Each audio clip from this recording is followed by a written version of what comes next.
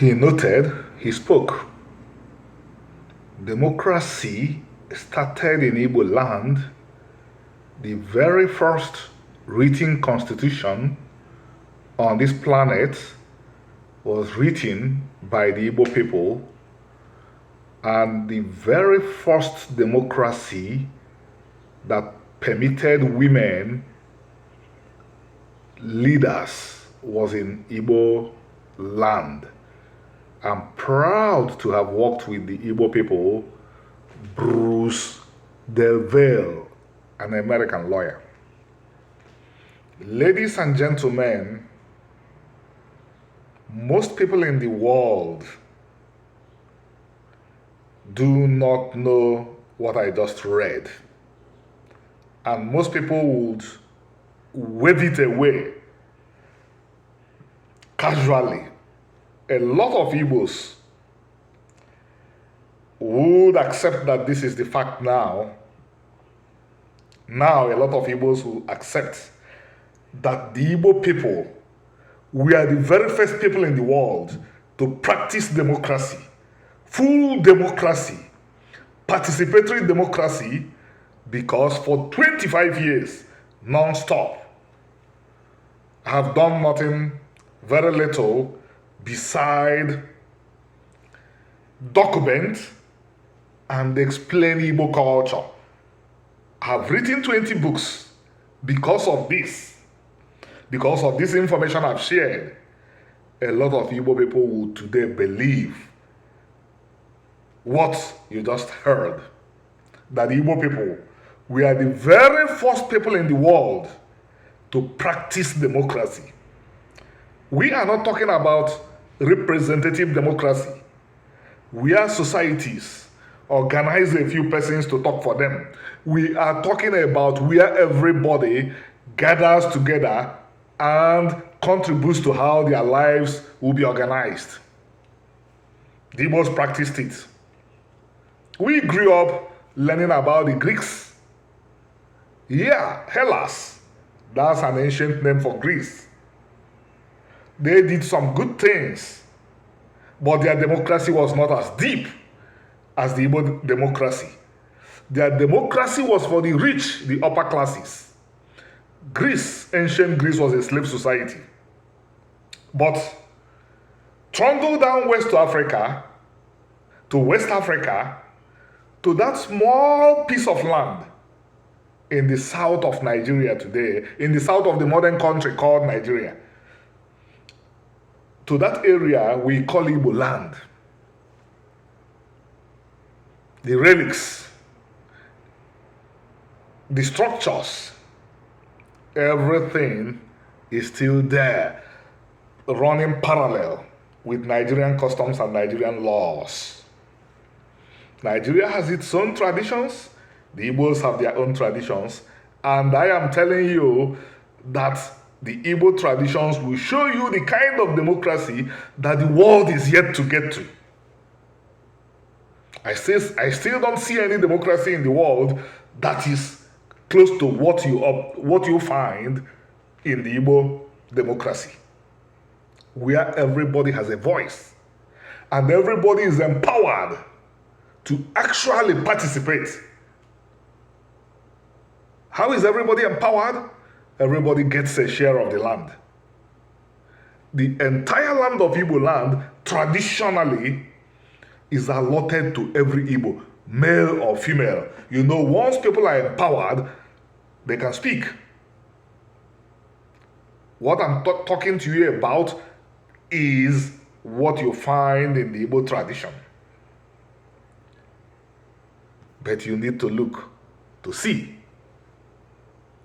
You need to do what? You need to look to see. When I was saying that most people in the world don't know what I'm saying, and that Igbos themselves don't know what I'm saying, it is because the way the world is structured today, if you want to be a medical doctor, you go to school. If you want to understand the Igbos, you have to go to school.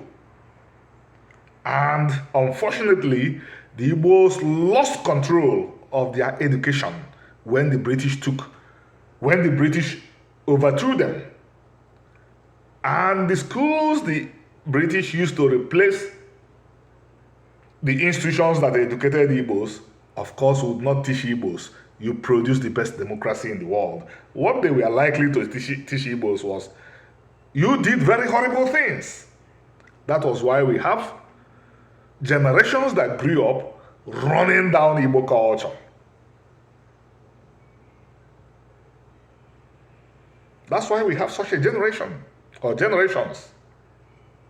And when they begin to heal, because they have been cut off completely from who they are, instead of bragging to the world, we produce the first democracy. You find them talking about funny things, falsehoods like we have existed for 1,000,000 years, as if America has existed for up to 500 years.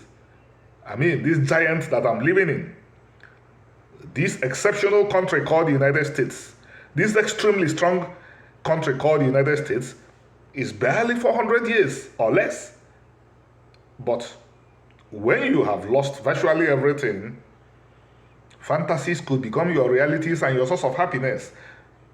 Why? Because in the case of the Igbos, until I began this work I've been engaged in for 25 years and began to build the organization called Omenala Defenders, which works with me today, which I'm its Secretary General, nobody to tell the Igbos, this is who you are. And trust me, ladies and gentlemen, if you have a child and you are not telling the child, this is who you are, that child will grow up thinking it is something else. By the way, Barrister Del Valle, we call lawyers Del Valle in Nigeria, also mentioned that Igbos, we are the very first people to give women rights. I think I need to delve into that a little bit. The Igbos constituted the women into a protected community. The women were deliberately made to be stronger than the men. The women of the Igbos were deliberately empowered to be stronger, to be a protected community. I won't say more than this. Because it's an entire discussion on its own. So, ladies and gentlemen, these issues we are talking about are secrets because most people in the world don't know them. Before closing, I will talk about a tradition that is parallel, a tradition that is you'll find in Igbos, and you'll find the opposite in some societies in Asia.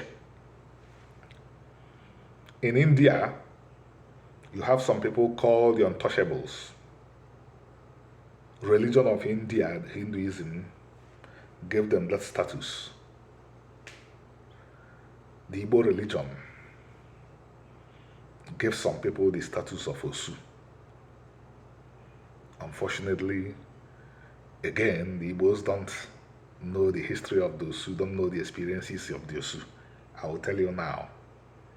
The Osu were people who found reasons to seek refuge in the house of God. Why do I parallelize them with the untouchables in India? It is because a lot of our people, disconnected from their history and culture, have heaped all sorts of lies, all sorts of confusions on their history. Unlike the untouchables in India, the Osu were deliberately made elites of the community. How? The Igbo religion says if anybody is in fear for their lives, they should enter into any of the sanctuaries, the places you hear called Okumwo or Okuana. Once they are there, they are immune from attacks. And what do? They walk alongside the priests. And in the theocracy that the Igbos practiced, the democratic theocracy, the priests were, the public priests were there. They did not have a higher status than other Igbos, But they were the people that offered the sacrifices for the community, performed the rituals for the communities, and that made them sort of number one. First among equals. The Osu were there beside them. But what do you find in books? What do you find opportunists leveraging on today? So, ladies and gentlemen, we performed extremely well recently when we discussed the greatest Jewish secret, the secret that most Jews are not aware of. When I say Jews, I mean the Ashkenazi, the Sephardi, the Mizrahi, the Israelis. They do not know, most do not know, that in a corner of Nigeria, a country that Israel has an embassy in, there are people who, in spite of everything that they have gone through, still struggle to live exactly as the Israelites of the Bible lived. And who, by the way, their religion and culture, Omenana, is the moniker, the religion. Moses, Joshua, Samuel, King David, or David. I have my reasons for saying David because I do not believe that. I believe the English language is calling the gentlemen that rose in Israel kings. They were very, very unsimilar to what you really call kings. This takes us again to another subject. I hold the view very strongly that the leaders that rose in Israel that the Hebrew English language call kings were very dissimilar to kings in other societies. We know Nigerian society very well. We know that if you buy land in Lagos, which is part of Yoruba land, there is a column where the Baale or the Oba and Baale are Yoruba words for kings who have to sign because all lands are theirs. All lands belong to the crown. All lands belong to the king. But in ancient Israel, King Ahab wanted to buy a piece of land. And what did he do? He approached Naboth the Gileadite, or the Jezreelite, and asked him, I want to buy your land. And Naboth said, no, I cannot give you my ancestral land. Kings would not ask for your permission to take the land because the land belongs to them. And in ancient Israel and in Igbo land, the lands belong to all the people, not to anybody. And on this note, I'm stopping again, but not before I urge you, not before I beg you, subscribe to this channel. Let us rise to 50,000 subscribers as soon as possible. Ladies and gentlemen, you make us happy here, you make us proud. If we rise in numbers, or I don't know how to thank you enough, so I'm not demanding, I'm asking, share, get more people to subscribe so that we will be empowered to keep on dishing out this information that we are all being edified by. And Omenana Defenders, I wish you Shabbat Shalom on behalf of Omenana Defenders. Thank you.